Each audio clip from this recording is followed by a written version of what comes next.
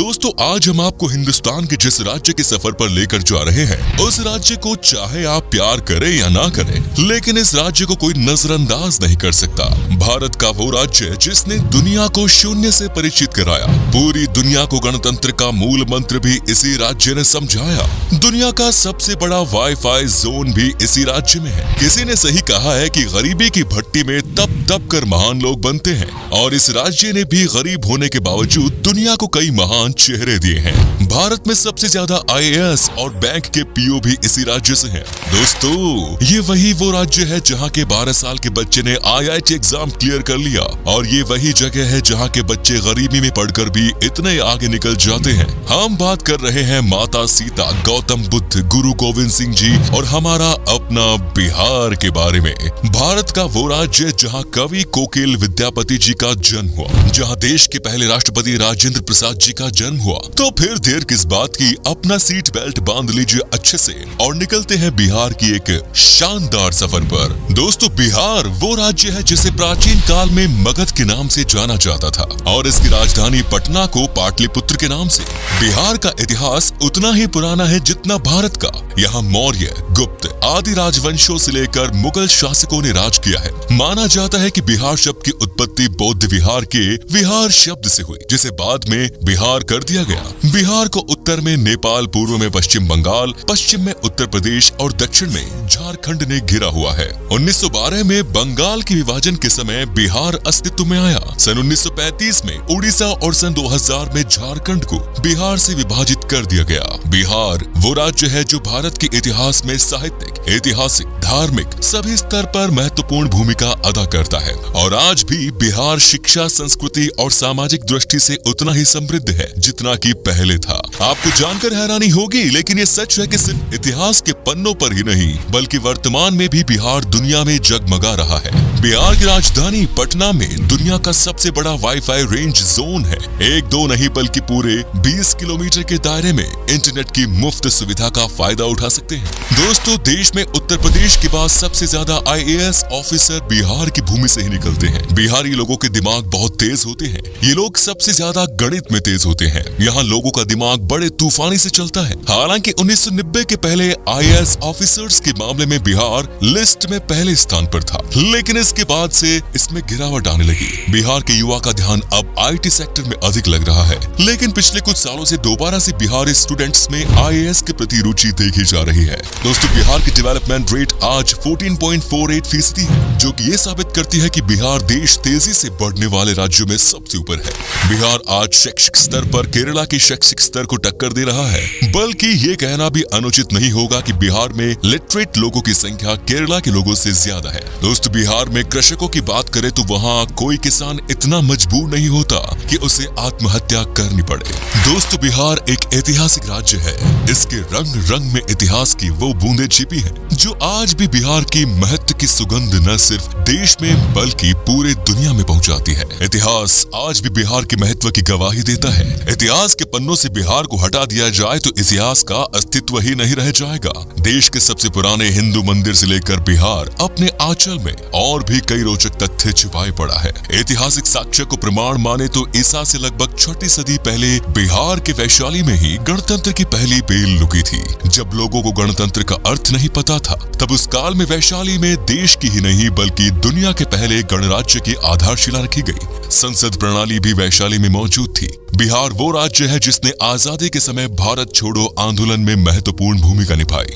दोस्तों शून्य यानी जीरो के बिना गणित का क्या मोल, ये किसी को बताने की जरूरत नहीं है। दुनिया को शून्य देने वाले आर्यभट्ट जी का जन्म भी बिहार में ही हुआ था। शायद यही कारण है कि आज भी बिहार के लोग गणित में माहिर होते हैं, और आज भी गणित में यहाँ के लोगों की कोई बराबरी नहीं। बिहार ही वो जगह है जिसने चाणक्य जैसा इकोनॉमिस्ट, चंद्रगुप्त और अशोका जैसा राजा, बुद्ध और महावीर जैसा धर्म प्रवर्तक, आर्यभट्ट जैसा वैज्ञानिक और शेर शाह जैसा शासक दुनिया को दिया। भारत एक ऐसा देश है जहाँ क्रिकेट किसी धर्म से कम नहीं, और MS धोनी का नाम इस धर्म के सबसे पॉपुलर पन्नों में से एक है। MS धोनी का जन्म रांची में हुआ था, जो कि पहले बिहार का हिस्सा हुआ करता था। धोनी को लोग आज भारत के सबसे सफल क्रिकेट कप्तान और महान खिलाड़ी के रूप में देखते हैं। सिखों के 10वें गुरु गुरु गोबिंद सिंह का जन्म भी बिहार में ही हुआ और सिखों का पवित्र स्थान हरमिंदर तख्त पटना में है। आपको बता दें कि दुनिया का सबसे पुरानी यूनिवर्सिटी नालंदा यूनिवर्सिटी और तक्षशिला यूनिवर्सिटी भी बिहार में ही है। यहाँ पहले विदेशों से भी लोग पढ़ाई करने आया करते थे। दोस्तों, माता सीता की जन्मभूमि भी एक समय में बिहार में ही थी, जो आजकल नेपाल का हिस्सा हो गया। आपको बता दूं कि जनकपुर में ही माता सीता पैदा हुई और तब ये बिहार हुआ करता था, जहाँ पर भगवान राम जी आए थे। दोस्तों, बिहार के मिथिलांचल में आज भी भगवान राम को दामाद माना जाता है। माता सीता की नगरी मिथिलांचल बिहार का गौरव है। मिथिलांचल की मिथिला पेंटिंग के बारे में तो हर कोई जानता है। आपको तो शायद पता ही होगा कि बॉलीवुड के शान और जान पंकज त्रिपाठी भी बिहार से ही है और बिहार का भी एक बेटा शानदार एक्टर है सुशांत सिंह राजपूत, जिसका देहांत होने के बाद भी लोगों के प्यार ने अमर कर दिया। दोस्तों, बिहार का खाना भारत के सबसे शानदार पकवानों में से एक माना जाता है। बिहार का लिट्टी चोखा बहुत टेस्टी होते हैं। आपने अगर लिट्टी चोखा नहीं खाया तो एक बार जरूर ट्राई कीजिएगा, वाकई में आपका दिल खुश हो जाएगा। यहाँ पर वेज से लेकर नॉन वेज तक हर पकवान लाजवाब होता है। इतना ही नहीं, आपको बता दूं कि यहाँ पर गन्ने की जूस भी पसंद किया जाता है और ये इतने मीठे और टेस्टी होते हैं कि इसे पीकर मानो आप दीवाने हो जाओगे। तो चलिए अब बात करते हैं उन जगहों की जहाँ पर आप बिहार के सफर के दौरान घूम सकते हैं और साथ ही बताएंगे कि आपको बिहार की ट्रिप में मैक्सिमम कितना पैसा खर्च करना पड़ेगा। नंबर 1 इज बोध गया। दोस्तों, बिहार में घूमने वाली जगहों में शामिल बोध गया एक प्रमुख आकर्षित पर्यटन स्थल है, जो कि बौद्ध धर्म से संबंधित अनुयायियों के लिए विशेष महत्व रखता है। बोध गया एक तीर्थ स्थल के रूप में भी जाना जाता है और ये वो स्थान है जहाँ बोधि वृक्ष के नीचे गौतम बुद्ध को ज्ञान की प्राप्ति हुई। यहाँ मन को एक अद्भुत शांति मिलती है, इसीलिए यहाँ साल भर देश विदेशी पर्यटकों की भीड़ बनी रहती है। बोध गया को यूनेस्को वर्ल्ड हेरिटेज साइट्स की सूची में भी शामिल किया गया है। Next is Patna.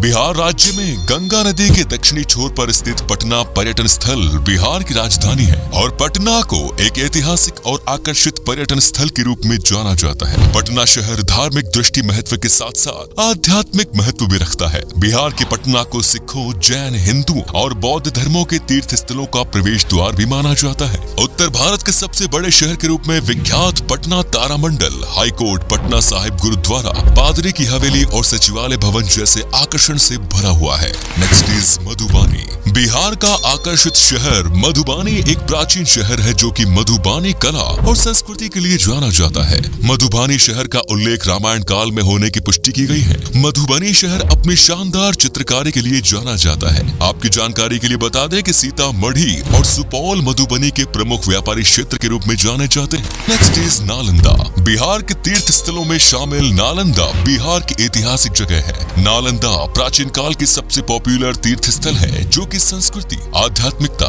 इतिहास, वास्तुकला और पर्यटन का जीता जागता उदाहरण है। नालंदा यूनिवर्सिटी यहाँ का प्रमुख आकर्षण है। Next is Vaishali. वैशाली तीर्थ स्थल बिहार का वो धार्मिक स्थान है जहाँ भगवान महावीर का जन्म हुआ। वैशाली बिहार का एक छोटा सा जिला है जो कि बौद्ध, जैन और हिंदू धर्म से संबंधित अनुयायियों के लिए एक तीर्थ स्थल के रूप में जाना जाता है। माना जाता है कि वैशाली नाम महाभारत काल से संबंध रखता है, जो कि राजा विशाल के नाम पर रखा गया। Next is Munger. बिहार के मुंगेर पर्यटन स्थल मिडलैंड के नाम से भी जाना जाता है। ये मुंगेर के प्रसिद्ध मंदिर पूरे देश में प्रसिद्ध है और अपने यहाँ आने के लिए पर्यटकों को आकर्षित करते हैं। मुंगेर को Bihar school of yoga seat के लिए भी जाना जाता है। मीर कासिम की राजधानी के रूप में जाना जाने वाला मुंगेर शहर अपने प्रमुख आकर्षण श्री कृष्णा वाटिका, सीता कुंड, मन पत्थर और दिलवरपुर जैसे आकर्षण के लिए बहुत प्रसिद्ध है। Next is Muzaffarpur. बिहार के प्रमुख आकर्षण में शामिल मुजफ्फरपुर बागमती और लखनदेई नदियों के पास स्थित एक सुंदर शहर है। यहाँ की लीची सबसे पॉपुलर है।